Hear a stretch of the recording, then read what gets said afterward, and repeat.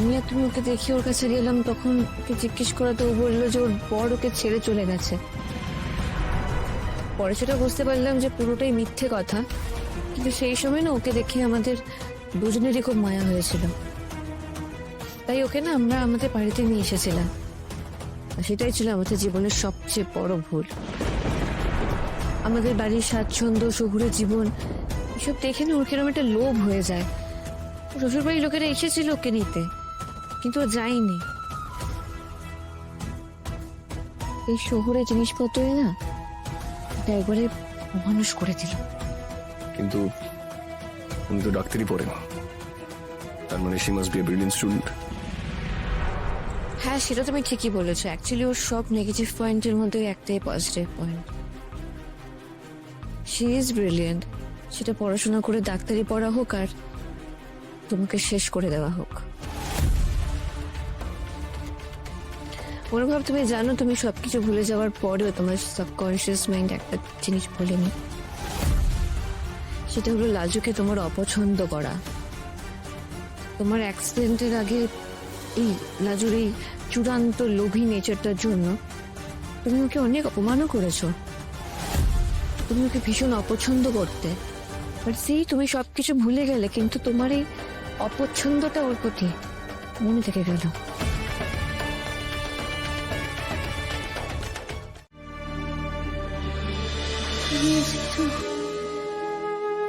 সত্যি এসেছো তুমি?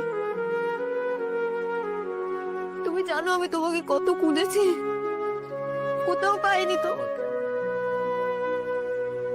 তোমার থেকে আমাকে সবাই ঠেলে দূরে সরিয়ে দিল, কিন্তু আমি জানতাম তুমি আসবে। আজও ডাকলেই তুমি আসবে, আজুর কাছ থেকে তুমি এমনি দূরে চলে যাবে না।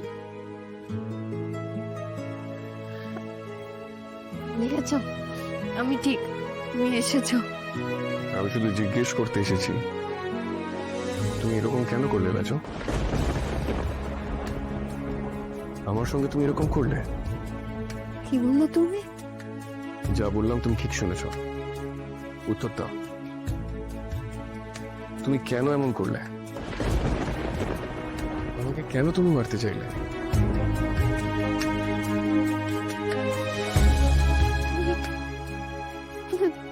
বিশ্বাস করো এটা? তুমি কি করে বিশ্বাস করো না যে আমি তোমাকে মারতে চাইবো?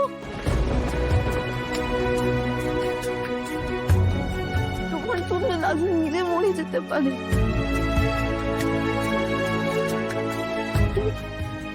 তুমি কি মুখে গেছো নাকি লাজুকে? যাকে তুমি একটু একটু করে করলে, সে কি করে এমনটা করতে পারে? সে কথা তুমি নিজেকে শুনো। তুমি কি সত্যি সব ভুলে গেছো? রাজু কি করে তোমাকে মানবে? তুমি তার কাছে কি সে তুমি জানো না? আমি ক্রিমিনাল নই, আমার নামে মিথ্যে অভিযোগ করা হয়েছে। তুমি বলতে চাইছো মিস্টার চ্যাটার্জি মিথ্যে মিথ্যে তোমার নামে এফআইআর করেছেন? যে মানুষটা এখানে এসে এই চেয়ারে বসে আমাকে রিকোয়েস্ট করেছিলেন তোমার জন্য, আর সেই মানুষটা বিনা কারণে তোমার নামে মিথ্যে মিথ্যে এফআইআর করে দিলেন।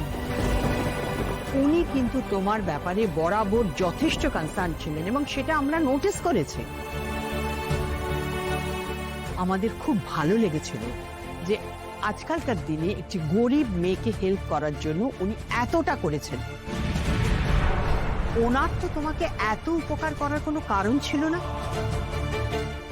অথচ উনি লোকাল গার্ডিয়ান হিসাবে শুধু খাতায় কলমে নয়, বাস্তবেও তোমার সমস্ত দায়িত্ব পালন করেছেন।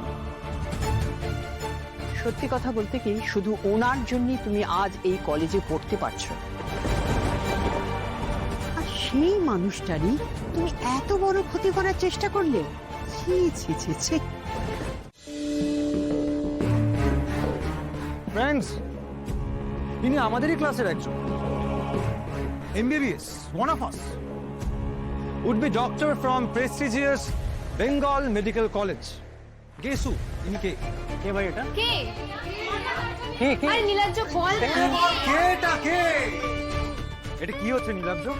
এটা কি অসভ্যতা? মুহূর্তটা কেন কেন অসভ্যতার কি আছে? আরে আমাদেরও তো জানার হক আছে যে কে এই মহিয়সী নারী যিনি ডাক্তারি পড়তে পড়তে কারাবরণ করতে চলেছে।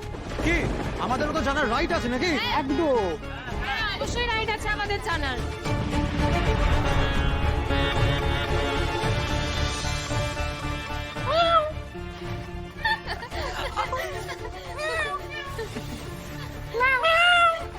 বস।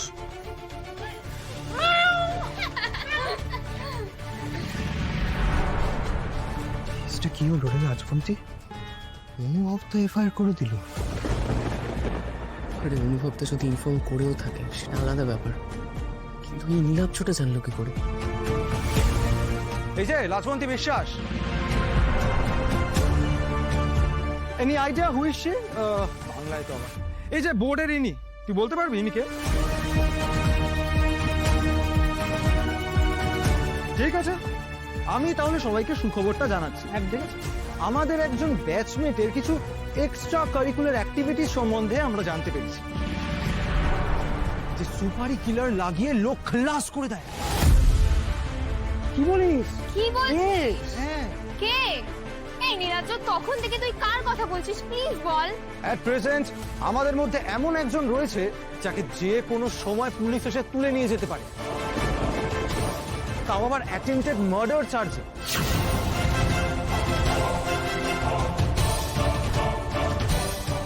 কাম অন ফ্রেন্ডস, গেস হু এই ক্লাস থেকে পুলিশের মেহমান কে হতে চলেছে?